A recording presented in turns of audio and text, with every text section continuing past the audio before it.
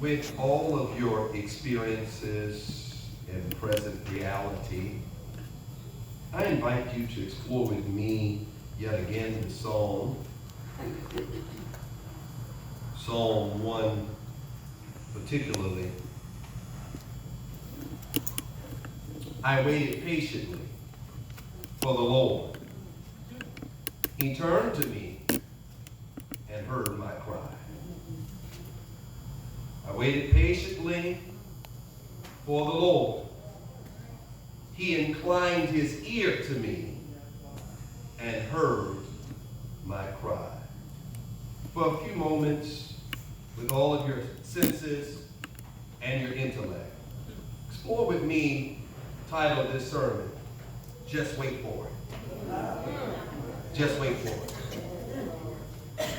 Ever so often when you fly, you may be a part of a flight in something called a holding pattern, in which no progress in flight is made, but you maintain a pattern of no progress as the pilot is waiting permission to land or take off from the control tower.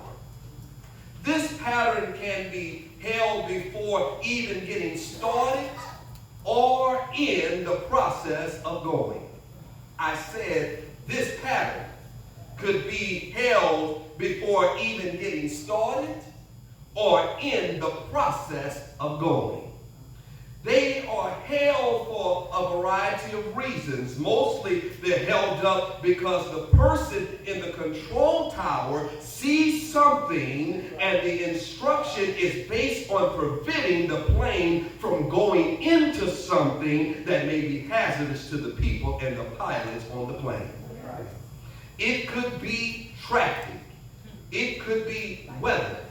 It could be some ground calamity or some delay. In any event, that person that is in the control tower is in communication with the pilot while you're en route to where you're going. Where you're going, they already see what the issues are. And where you're going, they already know that the issues are persisting and you're in a holding pattern. And at times, based upon what's going on where you're going, they have to hold you up where you are. Lord, help me. Let me share this with you today. That in the big picture, regardless of what's going on in one's life and whatever the reasons God makes us wait, but we need to know that it doesn't matter what we think about it. There are times God makes us wait because God is in the control tower. That's it. I don't have any big explanation for why God makes you wait, but I can tell you this just simply. God makes you wait because God is in control. Yes. Oftentimes, God will make you wait because God is the one in the control tower, and God's position alone gives him the right and the authority to make you wait, simply because God is in control. Discovered in the discourse of this Psalm 40, we don't know why what is happening in Psalm 40. However, we know that David is credited with penning this psalm. The historical circumstances are not clear by which he writes this. We know that at some point, he was in a pit. But he does not say how he got in the pit. And he does not tell us who put him there, when it happened, or why it happened.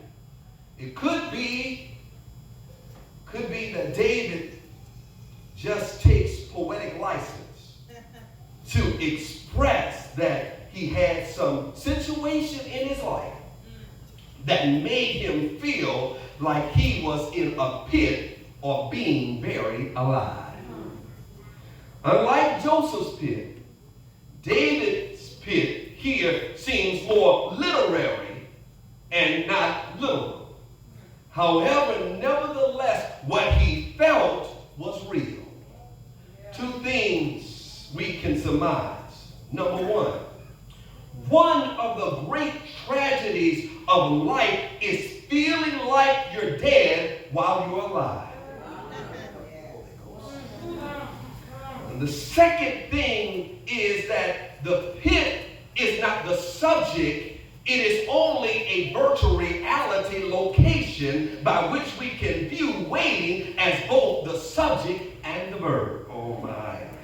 This story is not about the location. It only serves as a scene and setting of a lesson on waiting. Let me help explain. The point of a waiting room is not the room. You can go into a waiting room for a variety of reasons, but the point of the waiting room is not the room. The waiting room is where the adjective becomes both the subject and the verb. Oh my. The subject of the waiting room is waiting. Oh, just tap your neighbor, don't say nothing. And the thing to do in the room is wait. God Almighty. The pit is a lesson on waiting, and he gives a view by writing what it looks like to be in a waiting room and waiting on God. So look at this. If I'm in a pit where I had to wait on God, then I must be in something I can't get out of on my own. Whenever you have to wait on God, you're in something you can't get out of on your own. You have to wait on God to get you out of it. When God really wants you to mature, then you will, when God really wants you to mature and really wants to put you in a position that you are able to handle life, God will make you wait, and you will not get out of it until you've grown up. David said this. He said, I waited patiently on the Lord, and he inclined his ear unto me. This verse gives us some lessons on what your disposition should be waiting on God in a pit. First thing it teaches is that attitude in waiting determines altitude. Oh my. Attitude determines altitude, and you will never get up out of the pit if your attitude in the pit, come on somebody, is not right. The attitude of waiting. Listen at what his attitude was. He said, I waited patiently on the Lord. He has to show that what the attitude in waiting on the Lord should be. He said there's a disposition, and the disposition is waiting, because if you're waiting, then you're forced as a posture to continue waiting. But the emphasis is not on waiting, but the emphasis is on patiently. Good God Almighty. Because if you're waiting, your attitude does not have to be patient. Oh my. There's some of us that know what it is to be in some waiting rooms with some people that are waiting for somebody behind a desk, and they don't know how to wait patiently. In Hebrew, watch this, the passage puts double emphasis on the same word. Waiting and patient in Hebrew is the exact same thing. It's the exact same word. The word is kwabah, which means David said, I waited on the Lord. I waited on the Lord. Or he says, I was patiently patient on the Lord. Or we can view it like this. While waiting, I waited. Here's another application. Maybe this will catch you. I waited and I wasn't in a rush not to wait. Another application is this. I did nothing but wait. While waiting, I kept waiting. The attitude of waiting patiently. If you've ever been in some situations where you had to wait, maybe it's you, maybe it's somebody else, but I watch people's attitude, and most folk don't know how to wait patiently. Their attitude gets jacked up when they're forced to wait. But David says, when I was forced to wait, I just waited and I did not stop waiting, and my attitude of patience was displayed in my behavior. Attitude then is expressed and then displayed by your behavior. So A, you have to have the right attitude. B, your behavior has to be displayed right.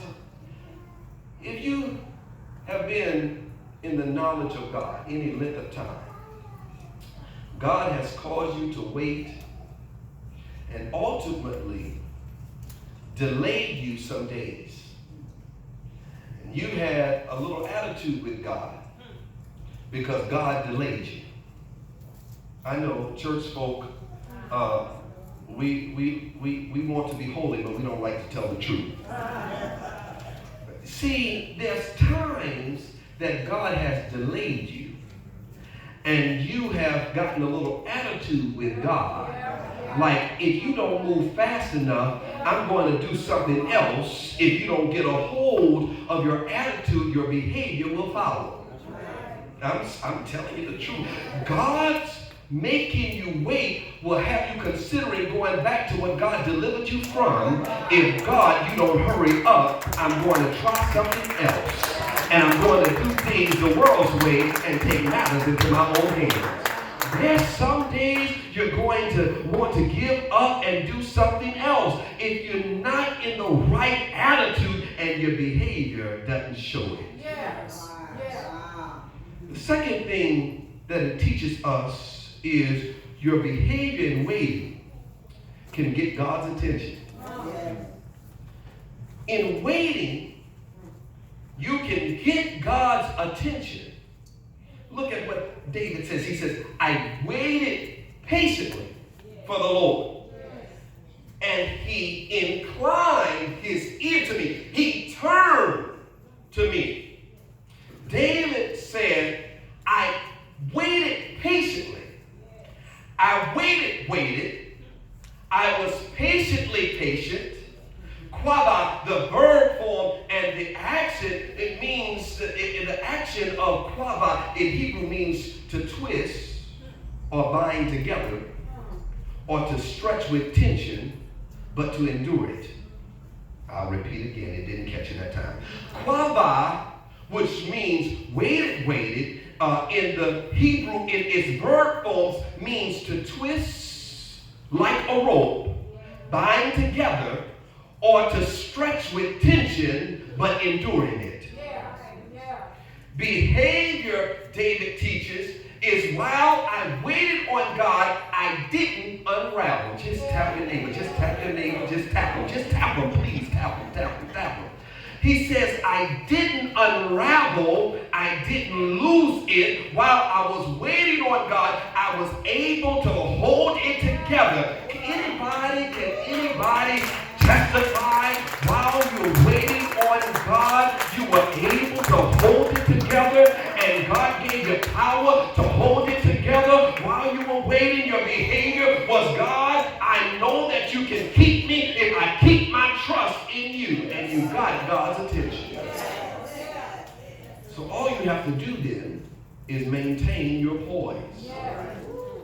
He said this, he said, he inclined his ear to hear me and heard my cry. Third thing that it teaches, A, attitude. B, behavior. C, it teaches us about communication in waiting. If your attitude is right, and your behavior is right, your communication is sure to be heard. If your attitude is right and your behavior is right, your communication is sure to be heard.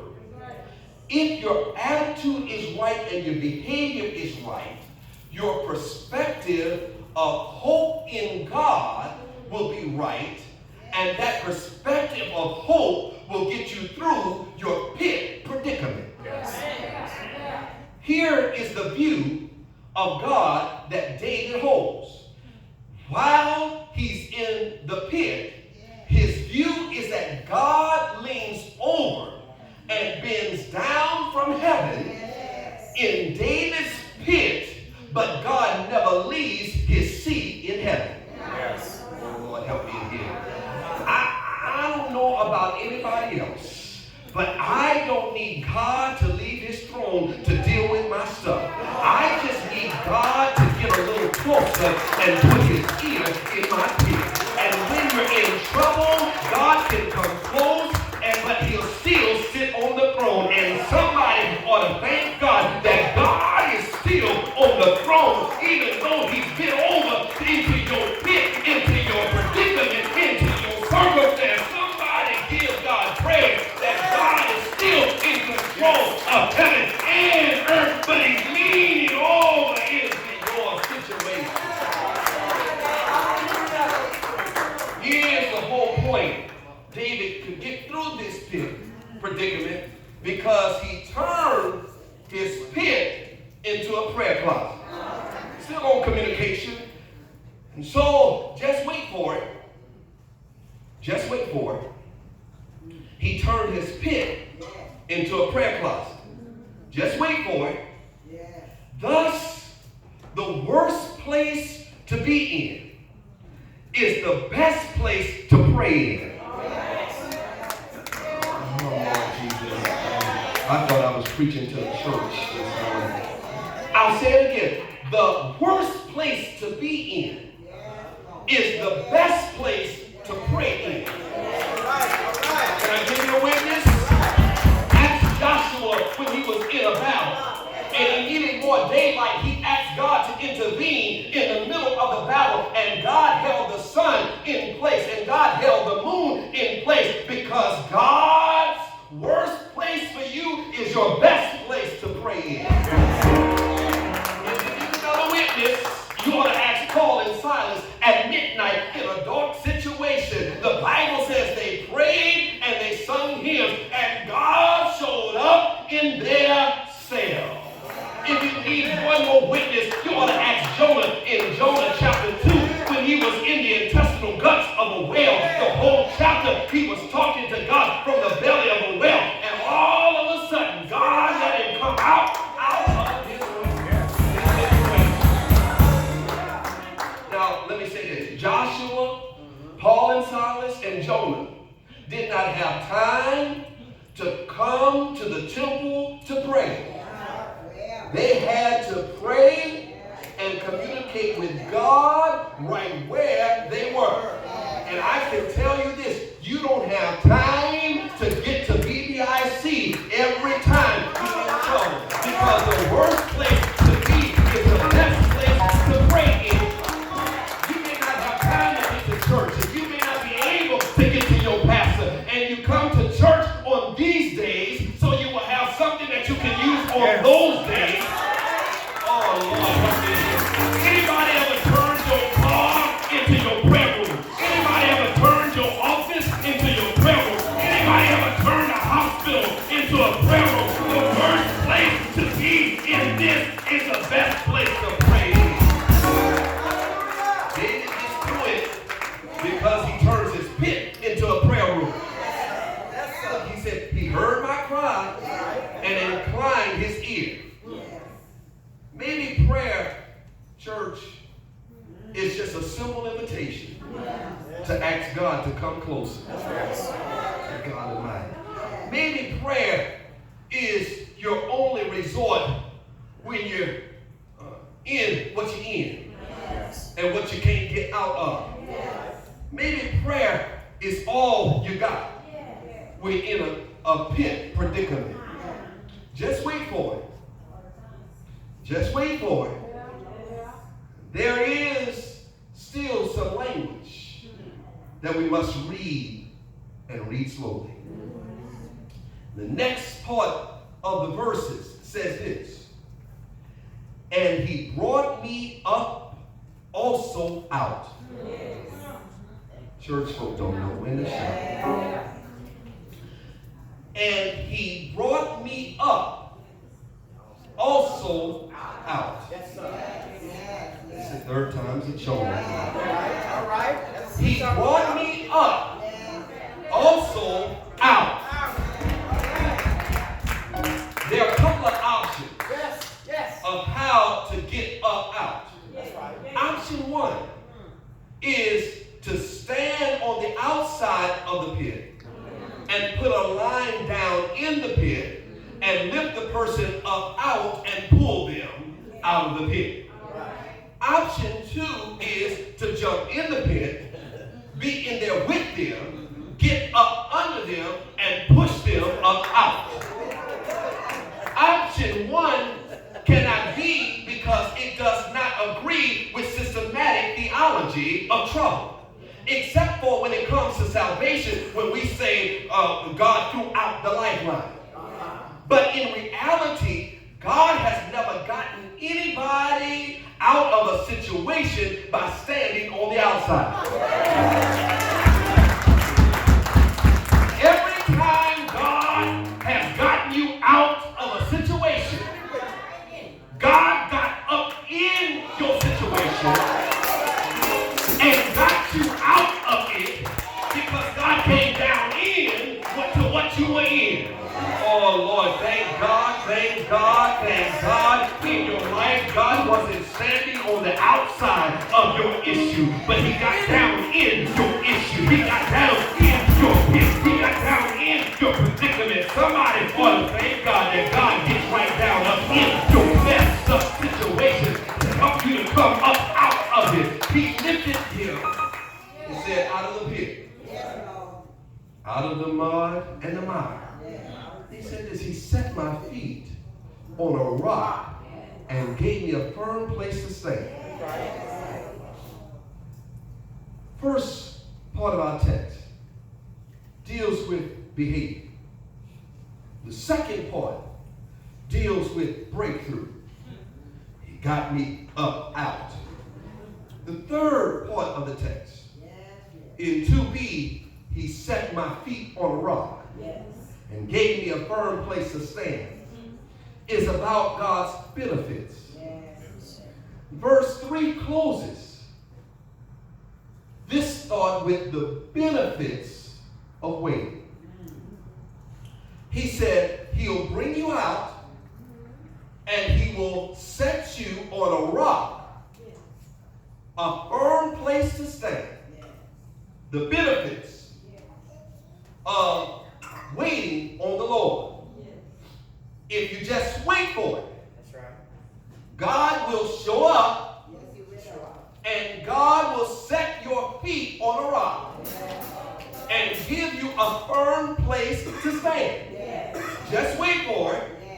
But not only will he give you a firm place to stand, but in verse 3 it says, and put a new song in my mouth, a hymn of praise to God. And many will see it and fear the Lord and put their trust in him. I'm trying to contain myself because I've been shouting almost all morning in my house because of this sermon. Just wait for it, because maybe you have to wait so God can give you a new song and a new testimony to share. See, this is what I like about God.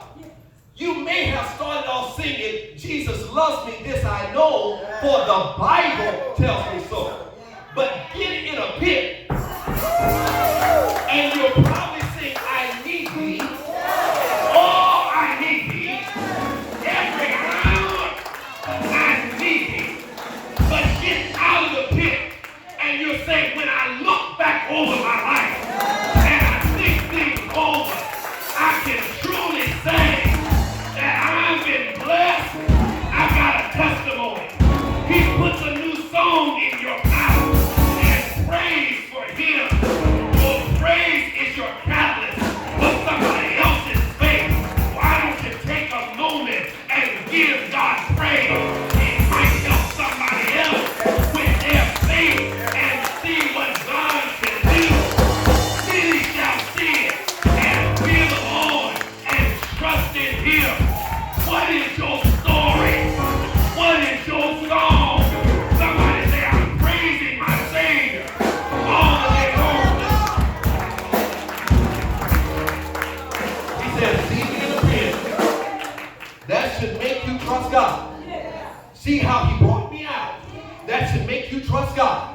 My testimony after I came out, that should make you trust God. I'm going to tell you to tap your neighbor one time. Tap your neighbor this one last time and say, neighbor, trust God based on what I've been through. Oh, Lord, help me right there. If you knew what your neighbor been through, you would tear up this church. You would tear up this place. Any part of my story is designed to make somebody else trust God.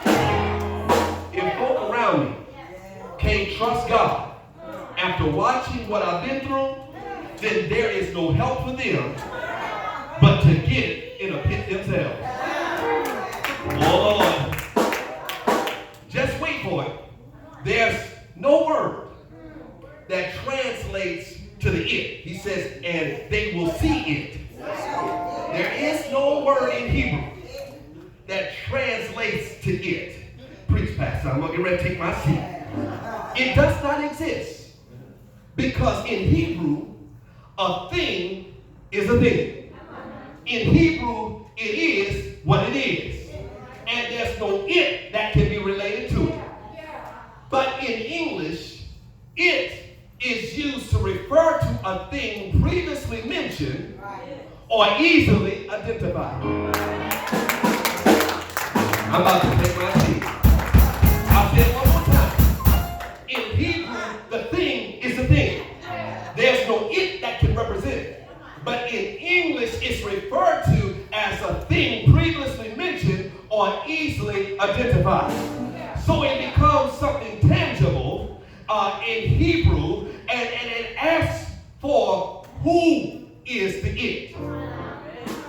Hebrew doesn't use it, it just says who. Oh, God. Hebrew doesn't use it, it just uses who. If you wait for the Lord, just wait for it. The Lord will show up. You will trust in the Lord because he got you out of it. And if you're in a pit, you don't have to have a pity party because you know who just dropped the wire and have a pit party. Oh, God. And he will show you how good and great and mighty he is. All you have to do is know the who. Lord. I got a question to ask somebody. Do you know the who? The Lord strong and mighty. The Lord mighty in battle. The who? The Lord of hosts. The Lord who's holy and the Lord of life. Lord, help me in here. I don't want to tear this place up, but I heard the Bible when it says some trust in chariots, some in horses, but I will trust in the name of the Lord. And the name of the Lord is a strong tower. The righteous run in, and they are saved. Do I have anybody that says I'm going to turn my pity party into a pit party? And God is the it that's in my pit. And I get a witness in here that God is with you through your trials. That God is with you through your tribulation. That God is with you in your trouble. That God is with you in your trouble. Somebody give God praise. That God is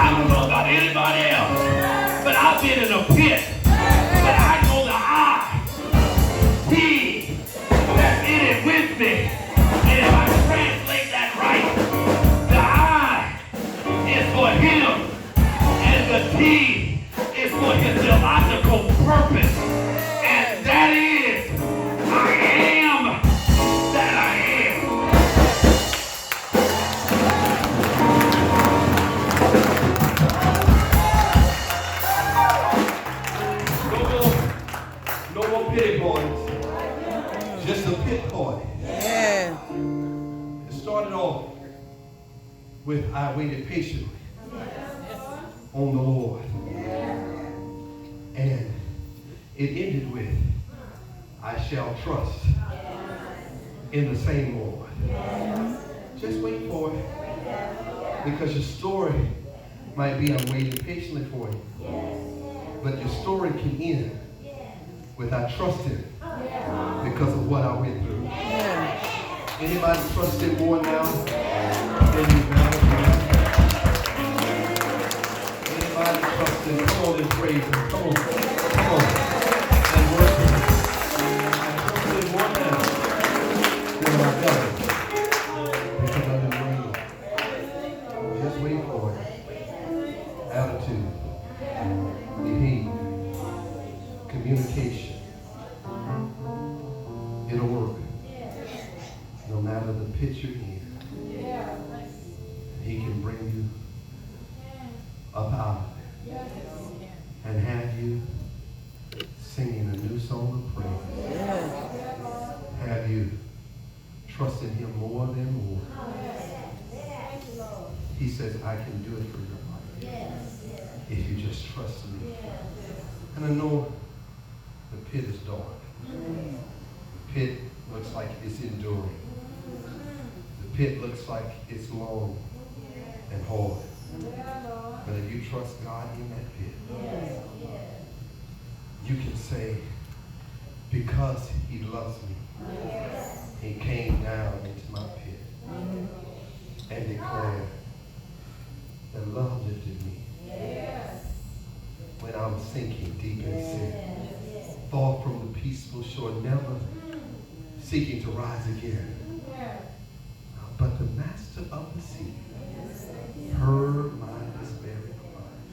From the waters, anybody been lifted? He lifted me and saved. Am I just wait for it? Because love lifted me. Look, when nothing else could help, love lifted me. Stand on your feet. Start worshiping. If you don't love lifted you, just lift up a hand. Just lift up a hand.